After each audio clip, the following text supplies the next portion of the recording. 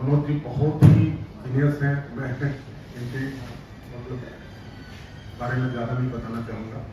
मैं इनसे सिर्फ जानना चाहूँगा कि हमारा ये प्रयास आपको कैसा लगा।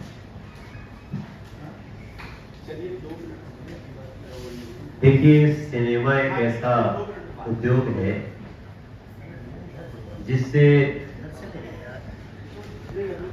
देश ही नहीं बल्कि दुनिया की 70% आबादी उससे एंटरटेन होती है, उससे जुड़ी रहती है और बहुत बड़ा कारोबार भी होता है। विषय अलग अलग होते हैं। दिनेश लाल यादव अलग अलग विषयों को टच करने के लिए जाने जाते हैं। जब आप जैसा डायरेक्टर ऐसा सुंदर सब्जेक्ट लेके आए जहां लोगों का माथा पूरा घुमा दे तो ये फिल्म जो है ना, माथा घुमाने वाली फिल्म है।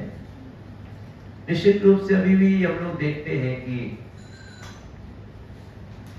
एक समाज में बहुत परिपाटी है कि जिसको भी कला, गायक है, नृत्य से जुड़ा हुआ है और सिनेमा से जुड़ा है, तो उसको समाज का एक वर्ग है जो अच्छे से नहीं देखता है, उसको सम्मानित ढंग से नहीं देखता। उसको शायद जो एक हमारे शास्त्रों में एक शब्द लिखा है इसके लिए कि संगीत साहित्य कला विहीन साक्षात दुख विषाणहीन पशु, तो उसको वो पढ़ना भी नहीं चाहता और पढ़ने की उसकी इच्छा भी नहीं है। तो आप जैसे लोग ऐसी फिल्में बनाएंगे। भाई, अभी मैंने एक इंडियन एक्सप्रेस में एक मैंने आर्टिकल लिखा था। वो आर्टिकल इसी तरह का था।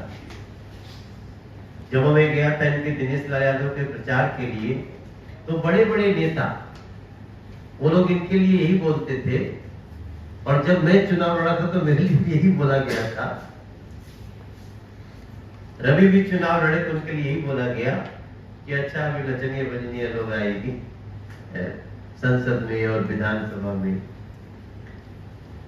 तो हम लोगों को हंसी आती है ऐसे लोगों पे। कला कला है, तो मैं समझता हूं ये फिल्म बहुत एक क्रांतिकारी फिल्म है। ये फिल्म क्रांतिकारी है। आप वैसा ही समझने वाले लोगों को एक चोट पहुंचाना चाहती है फिल्म, जिससे मुझे ट्रेलर से लगा। तो आपको भी बहुत, इस पहली फिल्म में जो भोजपुरी में आपने किया है, आपके निर्देशन के लिए बहुत, और आप जो कहना चाहते हैं वो समझ में आता है। ट्रेलर में समझ में आ गया कि बेसिकली एगो लड़का बा जो ना के नाचे के शौक बा, के डांस नाचे कला बा, लेकिन ओकर सबको विरोध करता कि ले आदमी हो के किसे लायक ना है। तो आपने महाराज शब्द जोड़ के पूरे जितने हमारे शास्त्रीय संगीत के घराने हैं उनकी महत्ता को भी जोड़ा है। All the best. और काम इसमें तुमको लगा था तू बस तो दिल जीत ले बड़ा। तो दिनेश जी भी यहाँ पे हैं। दिनेश जी बहुत बड़ी कंपनी के ओनर है, म्यूजिक कंपनी के, और यहाँ हमारे कई साथियों के साथ हम सब बैठे हैं। थोड़ा सा मुझे आने में विलम्ब हो गया क्योंकि एक दो परेशानियां आ गई बीच में, और फिर जैसे निकल रहे थे तो हमारे कुछ गेस्ट आ गए, तो हम सब गेस्ट लोगों को लेकर के यहाँ आ गए। तो आपको बहुत बधाई दिनेश जी, एक और माइलस्टोन के लिए। और हम लोग एक फिल्म और भी प्लान कर रहे हैं जिसकी थोड़ी सी झलक यहाँ से निकलेगी। वो है भिखारी ठाकुर और महेंद्र मिश्र को, जो हमारे भिखारी ठाकुर जी को भोजपुरी का शेक्सपियर कहा जाता है। महेंद्र मिश्र जी बहुत बड़े नाम है, हम सबके पितामह हैं दोनों, और उस फिल्म को हम लोग करने की तैयारी में हैं ताकि बिहार की संस्कृति को, जो संगीत और गीत की है, तो दुनिया में फैला सके।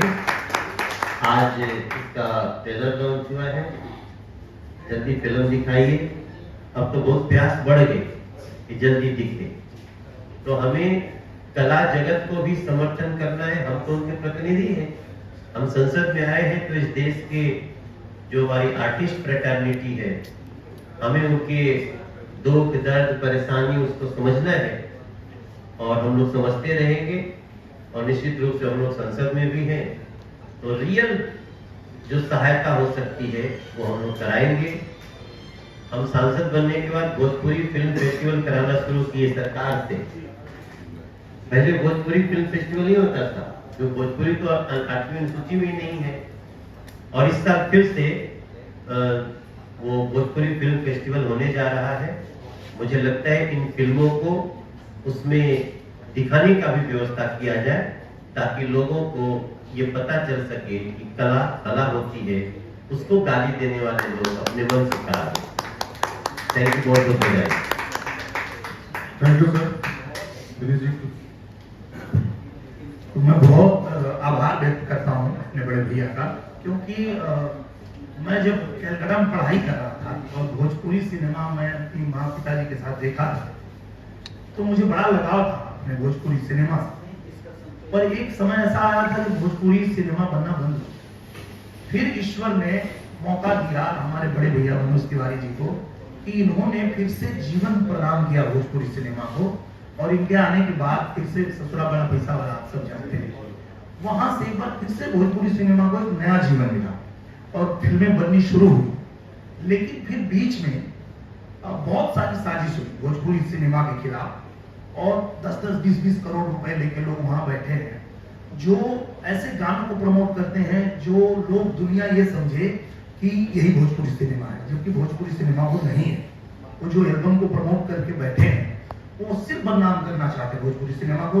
और हमारा मिशन ये है, भैया का मिशन ये है कि हम दुनिया को बताएं कि वो एल्बम अलग है, ये सिनेमा अलग है। ये देखो, ये और इसमें मैं विजय सर को बहुत धन्यवाद देता हूँ कि आपने ये पहल किया था। और 2 साल तक मैं भागता रहा और आप बोले कि नहीं, मैं नहीं करना चाह रहा था। मुझे लग रहा था कि लौंडा पे फिल्म बना रहे, कौन देखेगा। मैं बोला मुझे नहीं करना है।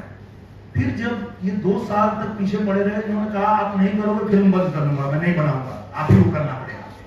फिर जब मैं फिल्म करने गया, जब इस किरदार को जिया तो मुझे पता चला कि ये क्यों मेरे पीछे पड़े थे। वो सिर्फ एक लौंडा की कहानी नहीं है, वो एक इमोशनल कहानी है, परिवार की कहानी है। परिवार में किस तरह लोगों को क्या क्या झेलना पड़ता है उसकी कहानी है, कलाकारों को क्या झेलना पड़ता है उसकी कहानी है। फिर मैं वो किरदार निभाने के बाद मुझे अच्छा लगा और मैं बहुत धन्यवाद देता हूं। और इसके बाद जो भैया ने कहा अगली फिल्म हम लोगों की वही होगी जिसमें मैं भिखारी ठाकुर प्ले करूंगा और मेरे बड़े भैया जो है वो महेंद्र मिश्र प्ले करेंगे। बहुत धन्यवाद आप सभी लोग।